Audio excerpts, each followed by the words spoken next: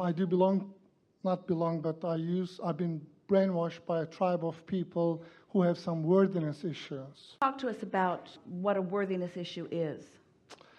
Worthiness issue is really allowing it, what I know, and I've brought... Because a worthiness issue, what a worthiness issue is just someone who misunderstands how the laws of the universe work. And so they are not getting what they want, and so they think something's wrong with them.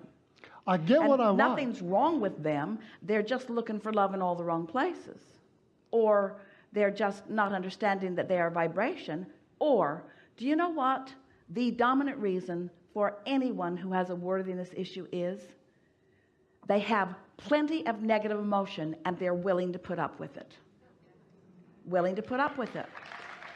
And the only reason that anybody would be willing to put up with negative emotion is because they don't know where it comes from or why they've got it. So you could cure unworthiness in a few minutes with anybody, with everyone, if you could just convince them that the reason that they feel that feeling of unworthiness is because Source is rooting for them and they are rooting against themselves. So that's sort of a no-brainer. Well, of course, that's the epitome of unworthiness. I am rooting against myself. But it's just a habit of thought. It's just a habit of talking in opposition to what you want. That's all that it is. When you talk in opposition to what you want, you hold yourself at vibrational discord. So what you want can't come. And then you make up all kinds of really weird stuff to explain why it isn't coming to you, when there isn't any reason that anything you want isn't coming to you other than the fact that you keep noticing that it isn't coming to you. And that's why you got to talk to them about the emotion. You got to say to them, you can't care that it isn't there. You got to find a way to feel good even though it isn't there, and then it will be there. I bring it to me. We've had this discussion, you and I, a few times now. I get it, I manifest it, and then I crumble it and I poop on it. I just throw it away. It's not even I'm talking it, I'm managing to manifest it despite my hard programming. I get it. But you see, you're arguing for it now. Just by telling us that story, you're keeping that vibration alive. It's like if you could see yourself as a transmitter. And so there are desires and there are beliefs. And belief is usually about the reality that is. What people are mostly believing. That's why there are so many realists who don't want to listen to Abraham, because Abraham's talking about things that are... That's why science moves so slowly, is because they're looking at the reality of things instead of the vibrational beginning of things, you see. And so that's why we're saying, in order to understand this and become effective at it, we have to start in a beginning place. So these are the things that first must be understood, and it might take a little while. First, you have to accept that this is a vibrational universe, and that it is the translation of vibration that is happening. Even when you see something, it's a translation of vibration. So everything is translating vibration. Vibrations are all being managed by law of attraction. You get what you think about. In other words, these are just the basic precursory things that must be understood by anyone. But then soon we want to get to the place where we can say to you that when you focus upon what you want and it feels good, there's no split in your vibration. And if you can manage to stay with no split in that vibration just for a little while, manifestations will occur to you. So the way we teach worthiness to people who are having a problem with it is by helping them to find some subject that they don't have a pattern of negative thought about. And we just visit with them about this subject that they don't have a negative pattern about long enough to get it active in their experience. And then we say, watch for that. The universe is going to bring you evidence of this. And when it comes, acknowledge that you accomplished that. You have to tell people, start with easy things. If you start with the thing that has been your issue for the longest, you start with the vibrational patterns that have been in the place the longest. You start with the issues, you start with the vibrational patterns that have been in the place the longest. You start with the momentum that is the greatest, you see. And yes, it takes a little while. When a train's going at 80 miles an hour that way, you don't want it to all of a sudden go 80 miles an hour that way. Be hard on the contents of the train. It's going to slow down, and then you're going to get it going the other way. And so it's really about accepting. So Are you talking about this as an issue that is yours, or are you talking about it as an issue that you're having a difficult time explaining it to others? Issue with myself. All right, so let's talk about this. We have some very short questions for you, and they are very easy answers. But the unfolding of these answers within you is going to create within you a vibrational pattern that is going to make it easy for you to understand the things that we will then say. Is that good for you? Indeed. So, do you accept that you are more than this physical body? Yes. Do you have some sense that this physical body matters in some way? Yes. So, would you even say that you accept that you are here for a reason? Yes. Do you believe that you have some measurable control over your own experience? Yes. Do you believe that action is part of that? Yes. Do you believe that there is something even also, we won't say more quite yet, something other than action that is responsible for what happens in your experience? Yes.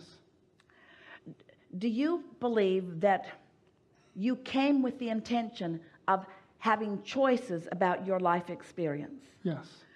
Do you think that your life experience has served you well in helping you to discover what you like and don't like about this experience? So far, yes. Do you believe that you have a reasonable ability to focus your thoughts? Yes. When you focus on something for a little bit of time, can you feel something that we are describing as momentum? But Yes. can you feel a visceral, can you feel momentum? Can you feel the difference between contentment and elation in terms of momentum? Can you feel the difference between frustration and rage? Yes. So you can explain momentum through your emotions. Mm-hmm. Does it feel logical to you that when you focus upon something and have a feeling response to it, that there is some power in that? Yes. Can you feel when there's more momentum in a thought and when there is less momentum in a thought? Yes. Does it feel logical to you that a more momentous thought would have more power, Yes. more manifesting power? Does it feel logical that it also would have more feeling to it, which Yes. is manifestation also? Does it seem logical that if you are consistently offering thoughts about what you want and not offering contradiction about it, that more momentum about what you want would occur? Yes. And there would be more emotion about it. Yes. Does it seem logical that if you're focused upon something unwanted and you've been doing it for a while and there's quite a bit of momentum gathered about it, does it seem logical that you could all of a sudden stop thinking that thought? Hard. It is hard. Does it seem logical that you could do it in the earlier subtle stages? Yes. Does it seem logical to you that in this evolution of thought, in this evolution of vibration all the way to manifestation, that once something has occurred that you're feeling strong emotion about, does that feel like quite a bit of momentum has happened? So here's vibration, and here's the manifestation of emotion phase. Still quite a long way from the car parked in the garage. So as you are focused upon this emotional manifestation, does it feel to you that you can discern the difference in stronger momentum and faster momentum and slower momentum? For the most part. So does it seem logical to you that if you are sensitive to your vibration, in other words, if you care about how you feel, does it feel logical to you that when that emotion begins and it feels a little off to you, that if you could change your focus right then and there, that you could keep that momentum from taking hold?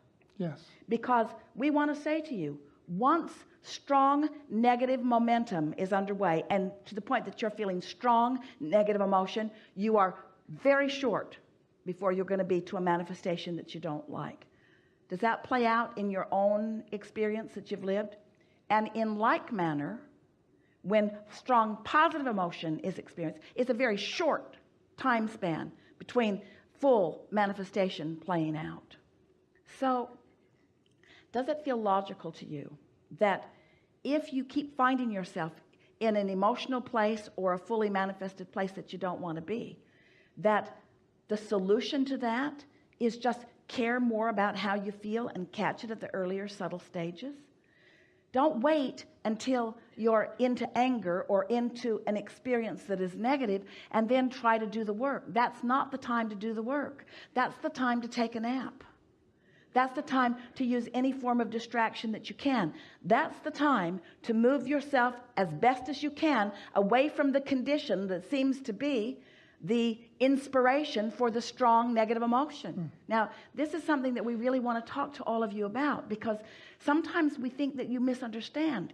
We say you create your own reality, and we say, and how you feel really matters, and we say we want you to not be such conditional livers of life. And sometimes Esther said to us the other day, Abraham, I thought that what you've been saying to me is that I should be able, no matter what the condition is, to focus so purely upon what I want, even if there is a condition that is so close up to me that is unpleasing to me, that I should be able to focus completely upon what I want. And we say, we would like it if you were able to do that, but if you keep getting called to the condition, sometimes the easiest path of least resistance is to move yourself away from the condition that keeps being the inspiration for the negative emotion. Does that make sense to you?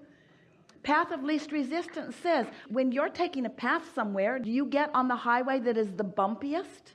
Oh yes, I think I will get on this bumpy road. I think I will get on this really bumpy road. Why? Because I want to prove my worthiness. I want to prove my ability to endure the things that don't feel good. Isn't it interesting how this all ties together?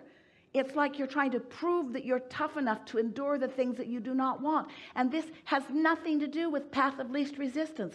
Path of least resistance says, make yourself comfortable. Path of least resistance says, do anything and everything that you can to hold yourself in the vibrational frequency of feeling good. Because it is only when you feel good that you are in the vibrational frequency that allows you to be the translator of the things that are good to you. You see what we're getting at? Do you feel how that all ties together? Yes. That's a really powerful revelation or realization, isn't it? If you care about how you feel, you might make one decision. If you care about how somebody else is perceiving it, you're likely to make another decision.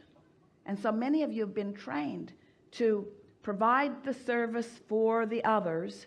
So you disregard the early subtle stages. You disregard it even when the stages get bolder. You disregard it, you endure it, you buck up, you persevere, you push through, and then you wonder why things aren't going as well as you'd like it to. And we say, because you've practiced suffering. You've practiced suffering. You've practiced becoming vigilant and valiant and tough. You've practiced ignoring your guidance system. You've been practicing the path of most resistance for a really long time. And then when you get to some place that you don't want to be, then you say, oh, well, I'll just do a focus wheel.